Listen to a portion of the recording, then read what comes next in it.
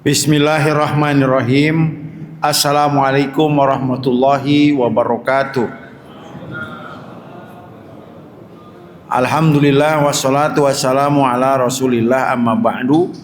Jamaah salat maghrib Masjid Al-Hidayah Bukit Cimanggu Citi.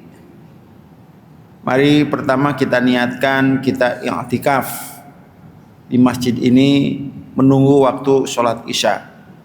Bismillahirrahmanirrahim. Nawaitu an a'takifa fi hadzal masjid lillahi ta'ala. Al-Fatihah.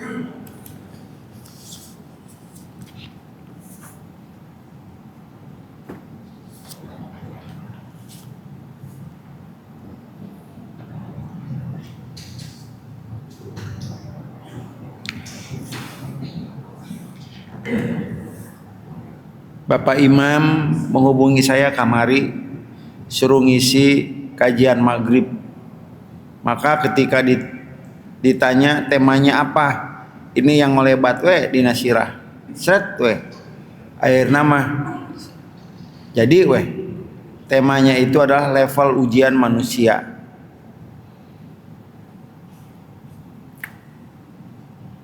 Ini diambil dari hadis dari kitab Mukhtarul Ahadits hadis ke 171. Asyadun nasi balaan, yang paling dahsyat ujian dari manusia yang paling dahsyat ujiannya adalah al-anbiya'u, para nabi, sumal amsal wal amsal, kemudian serupa dengan nabi dan seterusnya. Yubtala ar-rajulu, diuji seseorang itu ala hasbi dinihi, sesuai kadar keimanan agamanya. Fa in kana dinuhu sulban, apabila iman agamanya kuat, istadda balauhu, maka siap-siaplah untuk menerima ujian yang hebat. Wa in kana fi dinihi riqatun, apabila kekuatan iman agamanya itu tipis, ubtulia ma qadri dinihi, maka dia diuji dengan kadar keimanan agamanya itu. Pama yabrahu al balau, dan tidaklah ujian itu lepas bil abdi, dari seorang hamba. Jadi ujian itu terus dikasih sama Allah hatta yatrukahu, sehingga dia meninggalkannya, yamshi, berjalan di muka bumi, wa ma alaihi khati'atun, sehingga dia berjalan di muka bumi tanpa membawa dosa. Jadi inilah hidup, bahwa hidup ini satu paket antara kenikmatan dan ujian, satu paket, tidak bisa dipisahkan. Apalagi Rasulullah SAW dalam sebuah hadisnya yang panjang, ada di dalam kitab Nasul Ibad, dia menggambarkan bagaimana dunia ini kata Rasulullah SAW, darus tiwa laisa darul tiwa. Dunia ini adalah jalannya gujal gajluk.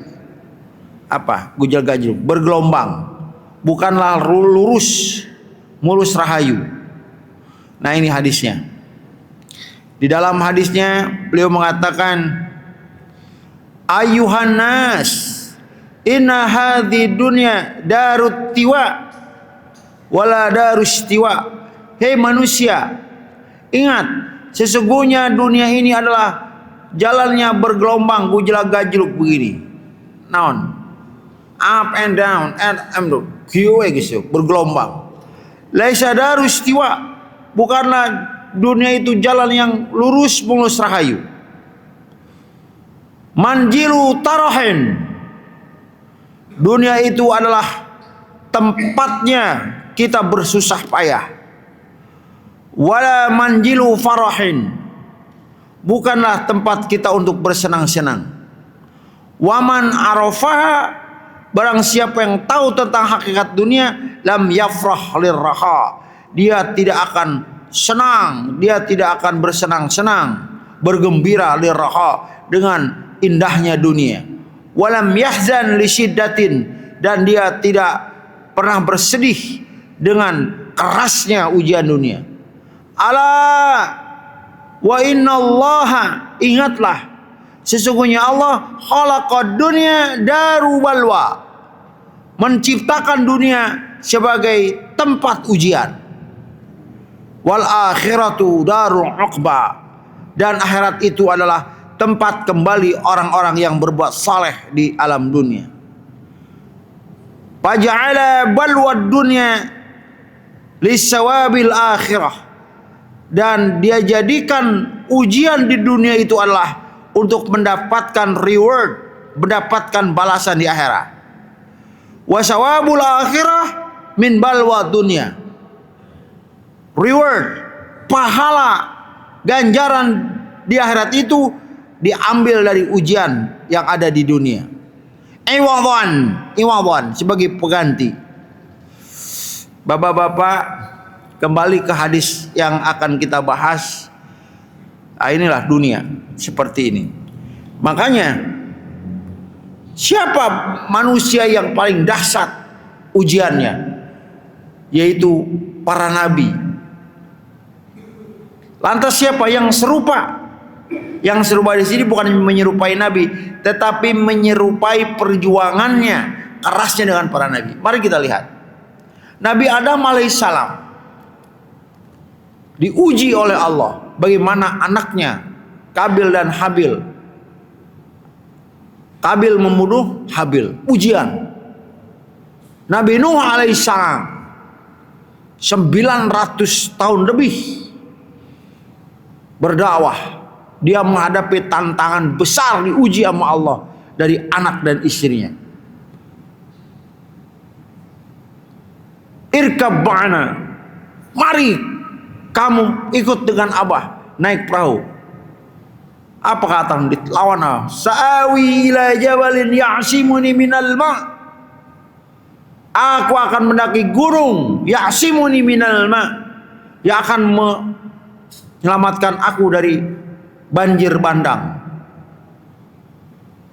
Nabi Nuh, Nabi Lut sama dari keluarganya. Nabi Ibrahim alaihissalam diuji, dia berdakwah, menyembah Allah. Orang-orang pada ngalelewean. Apa ngalelewean? Pada ngejek. Kamu menyuruh kami beribadah kepada Allah. Lihat ayahmu. Ayahnya adalah pembuat patung. Dicoba sama Allah. Tidak sampai di situ.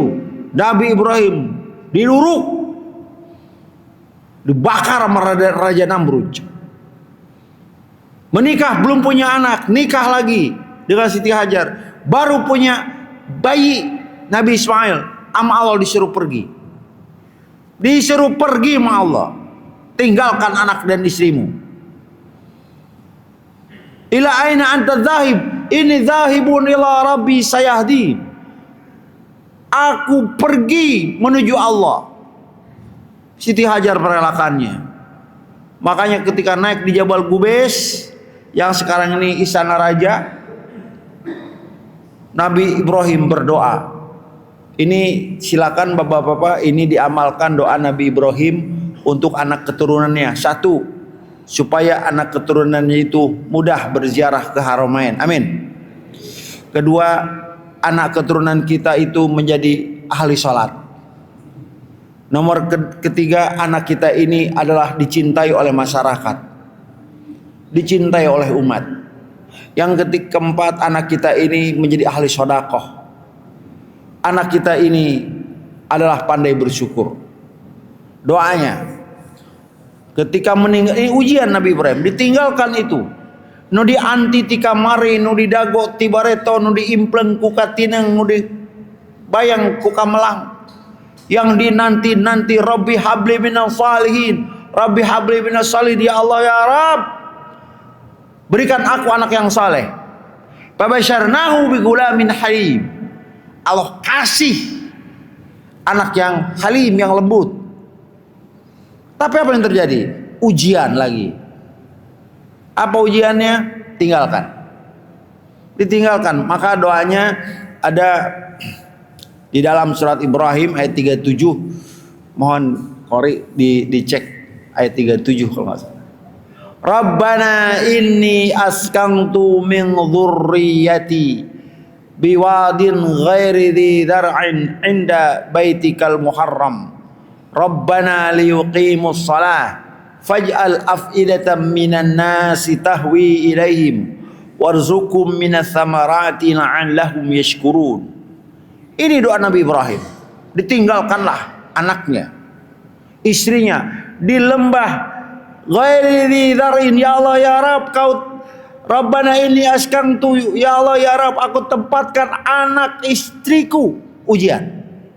Biwadin ghairi dzi dar'in, di lembah yang tidak ada tanaman-tanamannya.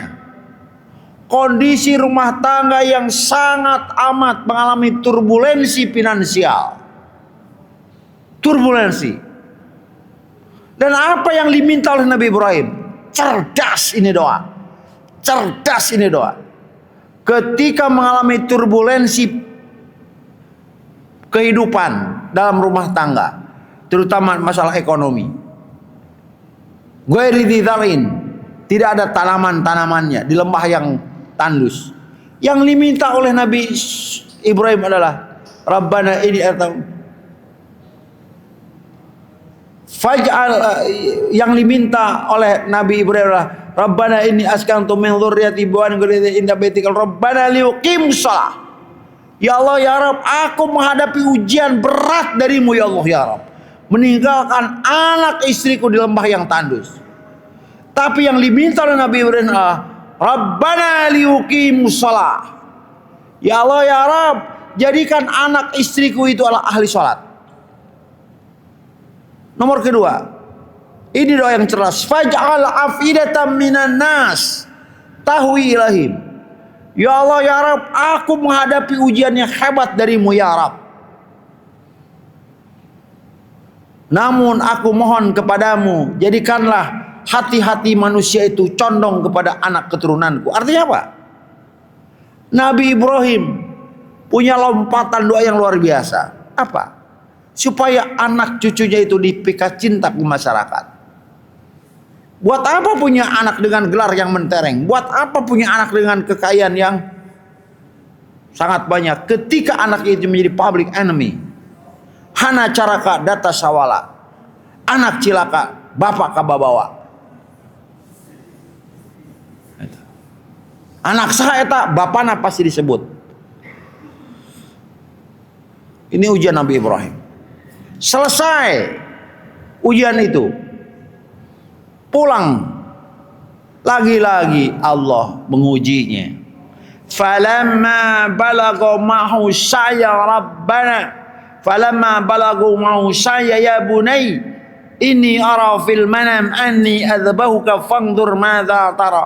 Qala ya abati fa'al ma tumar satajiduni insyaallah minas sabirin.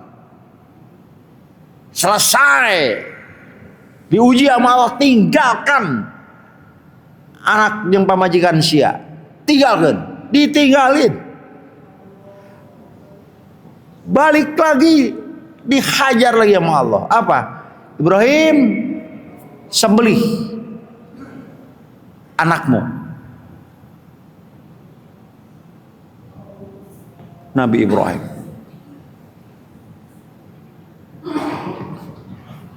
apalagi Rasulullah SAW lahir, bapaknya sudah tiada, yatim, kecil, diurus oleh Halimatus Sa'diyah. Pulang dari Halimatus Sa'diyah ke pangkuan ibunya. Dengan durasi 2 tahun meninggal ibunya. Tinggal dengan kakeknya, meninggal kakeknya. Tinggal depan pamannya, ditinggal oleh pamannya Ali bin Abi Thalib. Menikah, 7 anaknya wafat di pangkuan Rasulullah SAW. Rasulullah SAW sendiri yang menguburkannya. Ujian para nabi. Belum lagi tekanan dari Quraisy. Nah ini, jadi hadis ini mengatakan bahwa ujian itu dilihat bagaimana kadar keimanan kita. Semakin hebat ujian berarti Allah memandang kita ini mampu. Makanya malaikat itu ketika ada seorang hamba terus diberikan ujian. Malaikat bilang kepada Allah, ya Allah ya Rabb, kurang apa itu orang, ya Allah ya Rabb, engkau terus memberikannya ujian. Apa kata Allah? Ya malaikat, subba alaihimul bala. Berikan kembali ujian. Fa inni faritu an asma' du'aahu. Aku bahagia ketika dia merintih berdoa kepadaku, menghinakan dirinya seraya meninggikan asmaku. Itulah.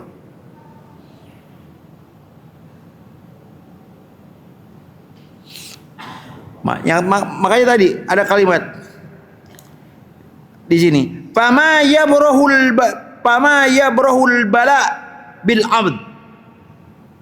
Ujian itu terus nempel, terus diberikan kepada seorang hamba, sehingga seorang hamba itu dipastikan jalan di muka bumi tanpa memiliki beban dosa yang akan dibawa olehnya ke akhirat.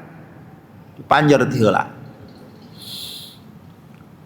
Nah itulah bapak-bapak. Makanya di dalam surat Al-Ankabut,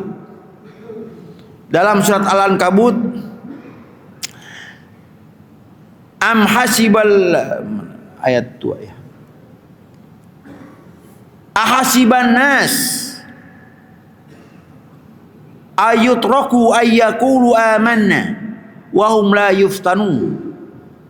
Apa manusia itu mengira akan dibiarkan bilang aku ini beriman, amantu billah, aku beriman kepada Allah, bal hum la yuftanun, tapi mereka belum diuji semuanya. Ujian sirah nabawiyah dengan para sahabat itu penuh dengan ujian.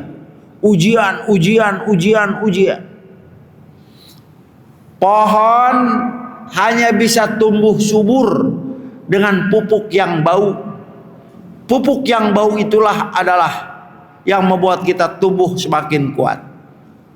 Masalah itulah, ujian itulah yang membuat kita bertahan dan bertuhan. Jangan lari dari ujian, karena kalau kita lari dari masalah dan ujian, kita lari dari kasih sayang Allah Subhanahu wa taala. Allah Subhanahu wa taala memberikan penjelasannya, kabar yang penuh dengan afirmasi, kabar yang penuh dengan kabar gembira bagi mereka yang mengatakan welcome problem, selamat datang masalah. Karena Allahu Akbar bukan masalahu akbar. Inilah bagaimana Allah Subhanahu wa taala memberikan kabar gembira bagi mereka yang bergelut dengan cobaan. Dalam surat Al-Baqarah 155 sampai 157. A'udzu billahi minasyaitonir rajim. Bismillahirrahmanirrahim. Walanabluwannakum. Sungguh ini ada 2 huruf taukid, lam taukid dan nun taukid. Walanabluwannakum, benar-benar kami akan uji kalian semuanya. Bisyai'in, dengan sedikit saja. Sedikit saja kata Allah. Bisyai'in, dengan sedikit saja.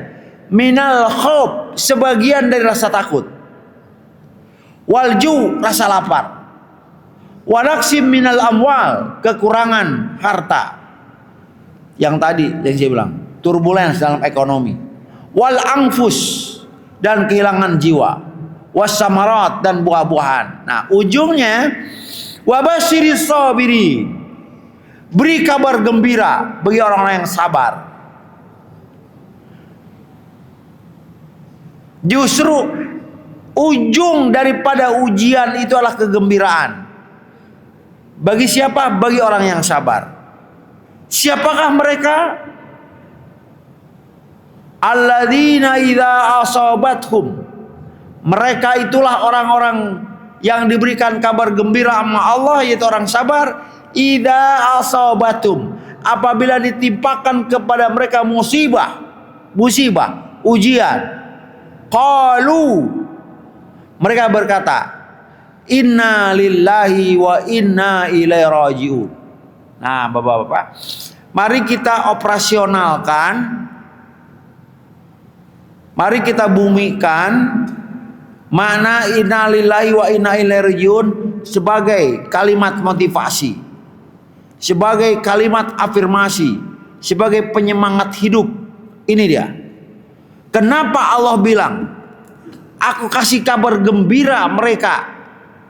Siapakah mereka ketika ditimpa musibah? Inna lillahi wa inna ilaihi rajiun. Apa yang terkandung di balik kalimat istirja inna lillahi wa inna ilaihi rajiun? Saya sedang tidak menafsirkan, saya tidak punya kompetensi dalam menafsirkan ayat Al-Quran, ya. Tapi saya melihat dari secara bahasa. Inna, sesungguhnya kami, lillahi, milik Allah. Wa inna, dan sungguh kami, ilaihi, kepada Allah, rajiun, akan kembali. Mari kita lihat.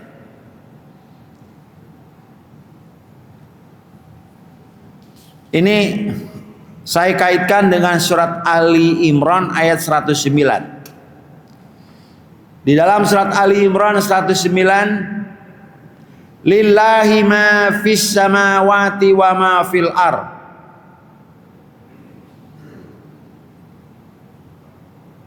Dulu, colong dibuka Ali Imran 109, takut Abah salah. Ali Imran 109.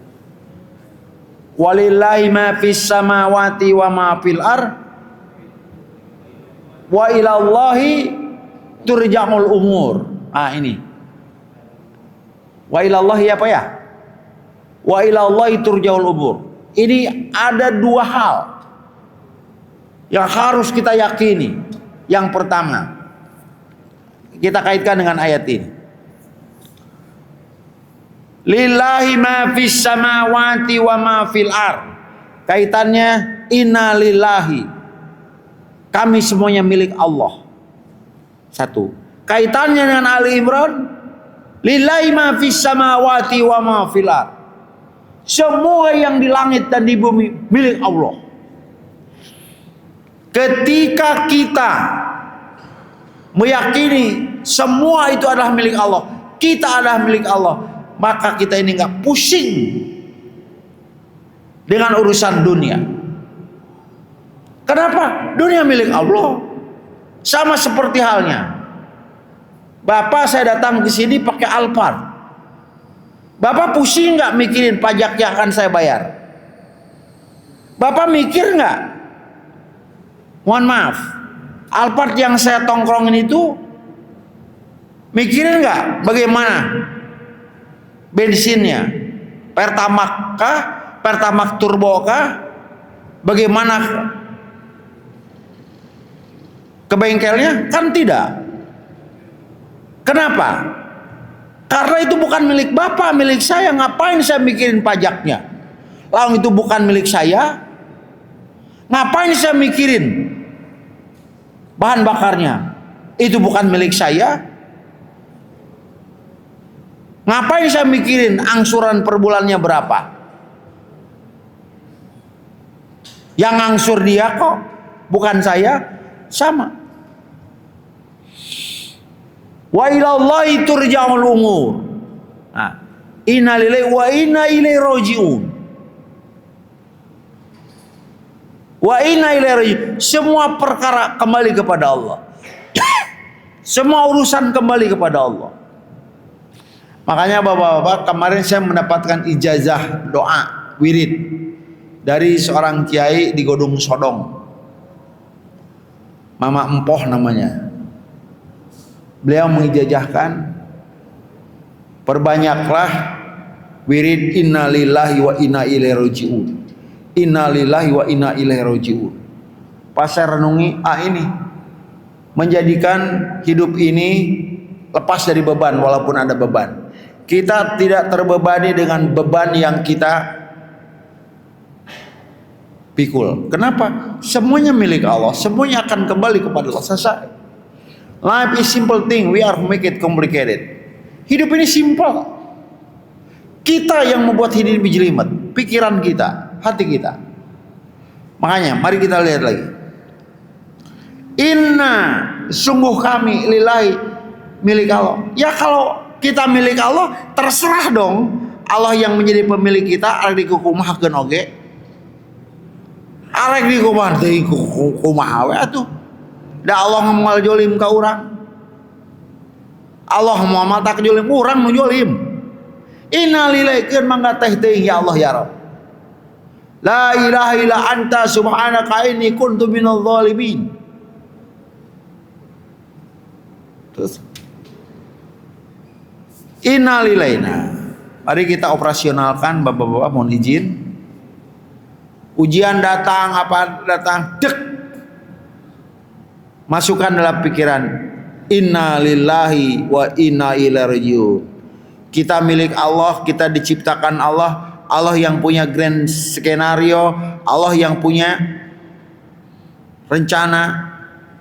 Wa ilallahi wa inna ilaihi, dan kita pun akan kembali, semuanya akan kembali. Wa ilallahi turja'ul umur, semua masalah yang kita miliki bakal kembali kepada Allah. Selesai. Cuman masalahnya bagaimana kita mengakses kebesaran Allah dalam hidup kita. Ini yang harus kita temukan caranya. Ini yang harus kita pikirkan. Mengakses kebesaran Allah sehingga kita benar-benar mengatakan inna lillahi wa inna ilaihi raji'un. Selesai. Inna lillahi, kita milik Allah. Semuanya milik Allah. Wa inna ilaihi raji'un. Datang masalah, datang ini, masukkan ke dalam hati kita. Inna lillahi wa inna ilaihi raji'un. Ya Allah ya Rabb, sungguh kami ini milik Engkau. Semua yang hamba jalani adalah merupakan suratan takdir darimu ya Allah ya Rabb. Bapak-bapak mohon izin, rukun iman itu ada 6. Rukun iman yang ke-6 itu perlu perjuangan yang hebat. Iman kepada takdir. Iman kepada takdir itulah memerlukan perjuangan. Karena bapak-bapak, orang yang beriman, saya ulangi, orang yang beriman selalu optimis hidupnya. Kenapa? Karena takdir Allah itu selalu baik, tidak pernah buruk. Orang yang beriman selalu optimis dalam hidupnya bahwa segala ketetapan Allah itu baik, tidak pernah salah. Makanya di sini innalillahi wa inna ilaihi raji'un kita operasionalkan. Ceger sesuatu yang tidak mengenakan, raji'un kembali. Ya Allah ya Rabb, apapun yang terjadi yang menimpa diri hamba hari ini adalah tanda-tanda kebaikan yang turun darimu kepada hamba. Sekali lagi, innalillahi wa inna ilaihi raji'un. Ya Allah ya Rabb, apapun yang menimpa dalam hidup hamba hari ini adalah tanda-tanda turunnya kebaikan darimu, whatever it is. Karena terkadang bapak-bapak, takdir terindah Allah itu didahului dengan sesuatu yang tidak mengenakan.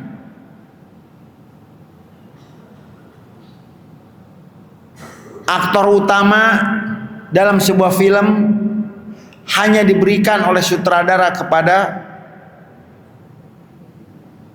aktor utama. Salah ngomongna. Aktor utama hanyalah kumaha sih ngomongna teh? Kayak kedeng-kedeng kok.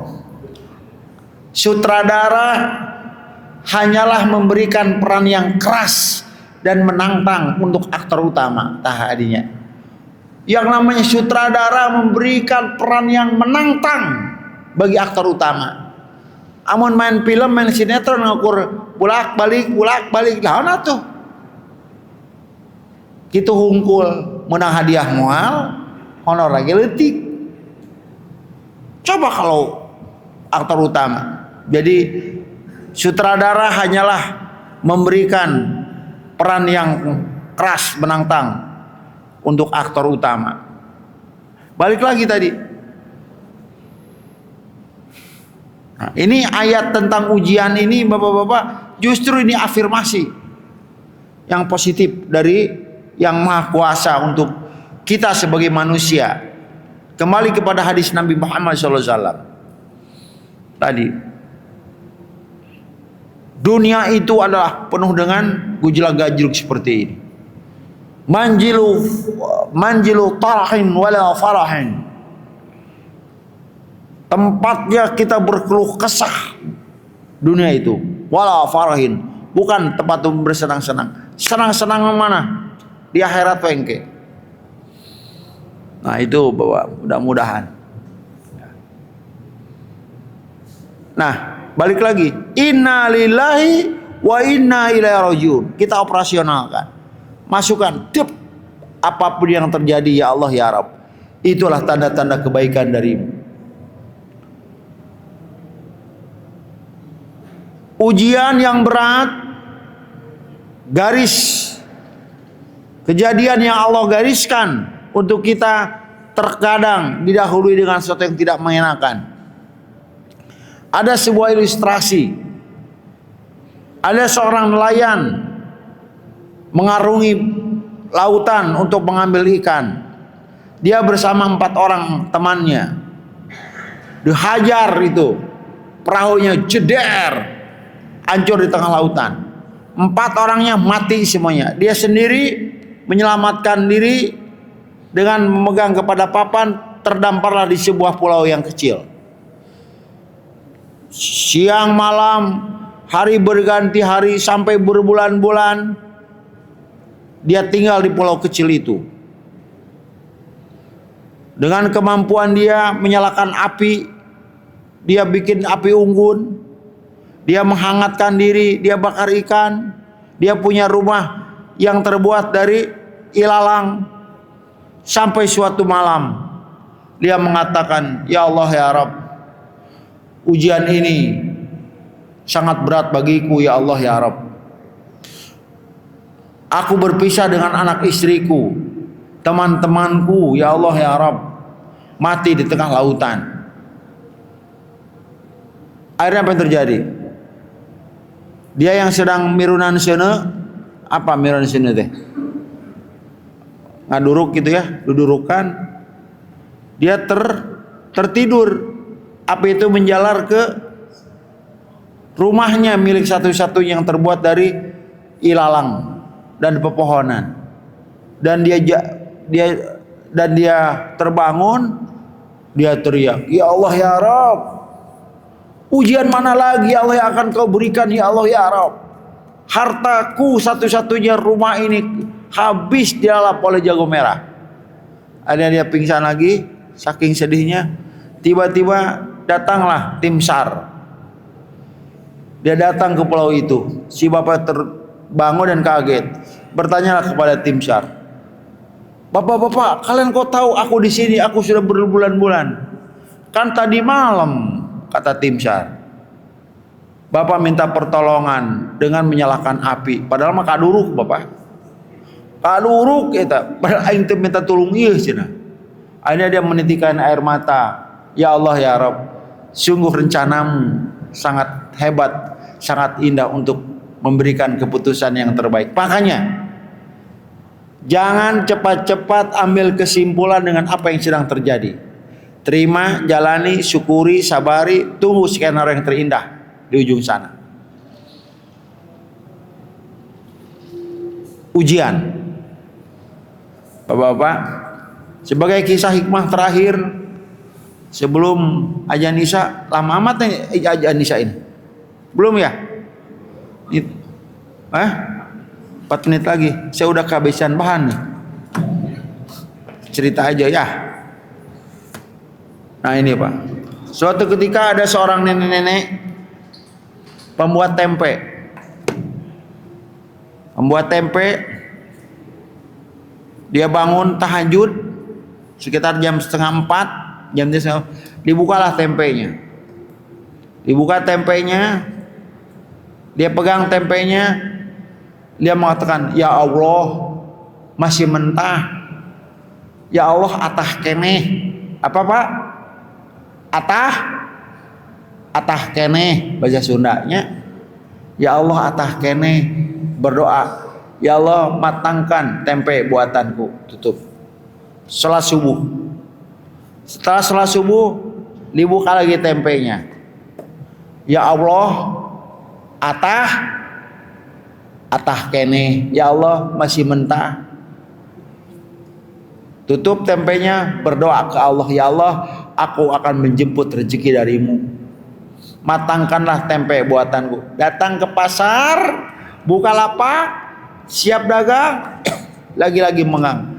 Ya Allah, atah kene, masih mentah. Semua pedagang sama pedagang tempe itu sibuk melayani pembeli. Dia ngahuleng weh. Ya Allah, ya Robi, ai atah kene. Dia pergi sholat duha.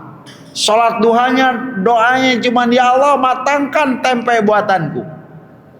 Balik sekitar jam 10, dipegang lagi. Ya Allah, atah kene, masih mentah. Selesai zuhur, dia sholat, doanya keren. Ini menghadapi ujian, keren. Ya Allah, aku terima ujian darimu. Aku terima, aku ikhlas ya Allah ya Rabb.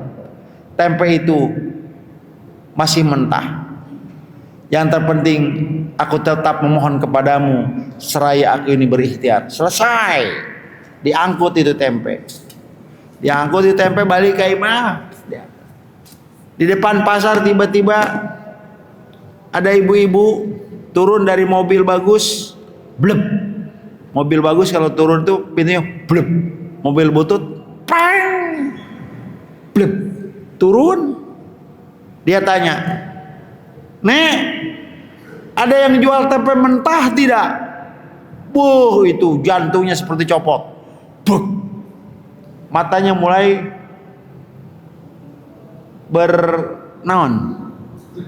ngeyembang. Apa ngeyembang tuh? Ya ngeyembang lah. Matanya mulai menahan gitu. Ya Allah ya Rabb. Bengong aja. Ada. Oh nenek jualan. Saya jualan tempe mentah. Saumur-umur bulan dahulu aing tempe can aya nonengan tempe atah. Artinya sepanjang ini hulu ini kepala ini bulat, belum pernah ada yang nyari tempe mentah kecuali si mbak-mbak itu. Ada berapa satu ebegnya? 5.000. Ya sudah, saya borong semua, saya kasih bonus 7.000 satunya. Ya Allah, nggak gedur itu hatenya itu. Ya Allah. Makanya si nenek, emang kok nyari tempe mentah? Iya, saya mencari tempe mentah, saya mau keluar daerah. Kalau saya beli tempe matang ke sana sudah nggak fresh lagi. Makanya saya beli tempe mentah sampai sana nanti fresh. Menengadahkan tangannya kepada ya Allah ya Rabb. Sungguh ya Allah ya Rabb, skenario-Mu ya Allah begitu indah. Di balik ujian yang Kau berikan dan hamba tulus ikhlas, pasti di balik ujian itu adalah kabar kegembiraan bagi kita. Terima kasih. Mohon maaf Para menit dulu, geusnya. Geusnya. Geus sakitu weh. Assalamualaikum warahmatullahi wabarakatuh.